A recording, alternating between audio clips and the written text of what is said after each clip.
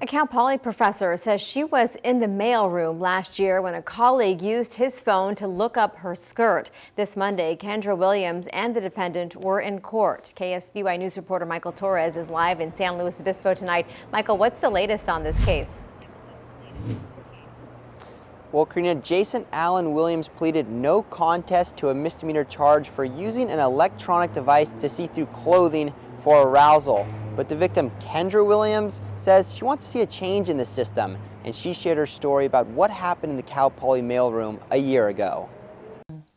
Extremely violating. Extremely violating. On May 2nd, 2018, Kendra Williams says her colleague, Jason Allen Williams, used his cell phone to take pictures up her skirt. Williams took a leave of absence from Cal Poly immediately, as she says she felt the trauma from the incident within minutes. Now she says she's realized how important it is for her to share her story. For my own recovery, so that I can kind of get past the triggers of this trauma, but two, just making people aware of what it's like to live through a sexual assault. Williams says she experienced the limitations that come with being a victim of this type of crime and hopes to make change. Under the laws in California, it only allowed for a minor misdemeanor to be brought against the man who did this to me, and really prevented the DA's office from being able to bring more stringent charges. District Attorney Dan Dow says the reason for that was the fact that police didn't have evidence of any inappropriate pictures that were taken. He says they waited days to try and collect the phone, and by then it was too late.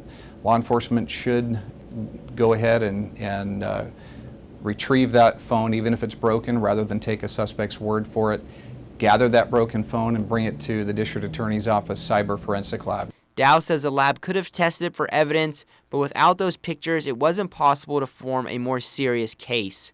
Williams says she is looking forward to teaching again and will continue fighting for change. I also really look forward to being an advocate and being somebody who is going to challenge really kind of archaic systems.